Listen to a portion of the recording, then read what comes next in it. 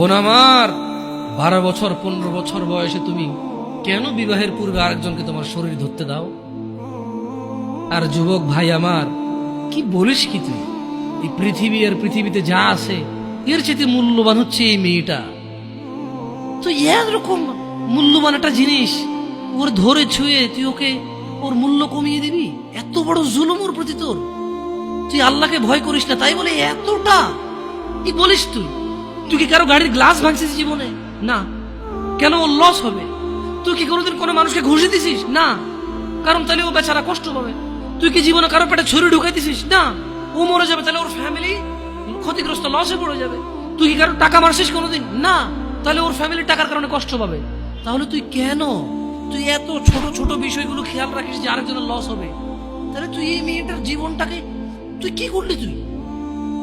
তুই পুরো পৃথিবী আর পৃথিবীতে যা আছে সবকিছু বিক্রি করলে যে সম্পদ হবে, সবকিছু অর্জন করলে যে অর্জন হবে, এর চাইতে মূল্যবান তুই ওকে সতীত্ব থেকে বের করে নিয়ে আসলি?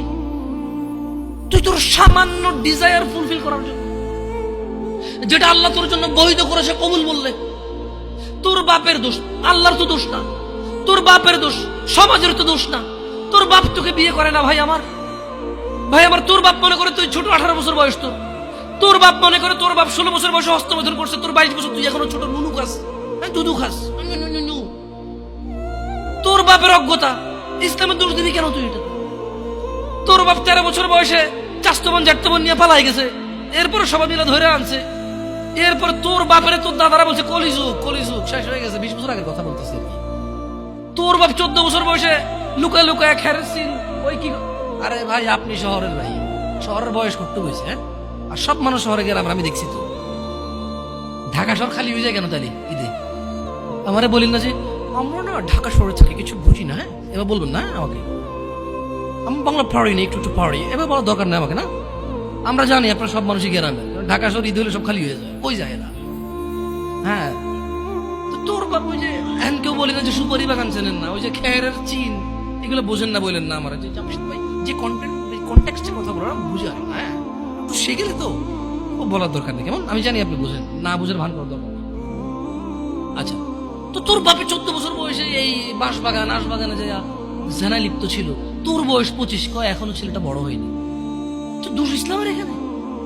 তোর বাপের, তোর জান্নাতের প্রতি পরোয়া নেই, তোর টাকার প্রতি পরোয়া আছে।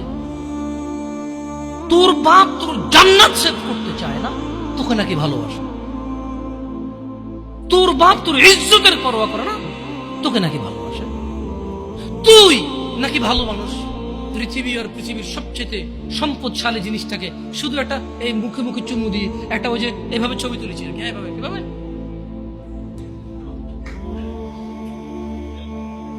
এরপরে ফোল্ডার বানায়, ফোল্ডার লক করে রাখছে যাতে কেউ না জানে।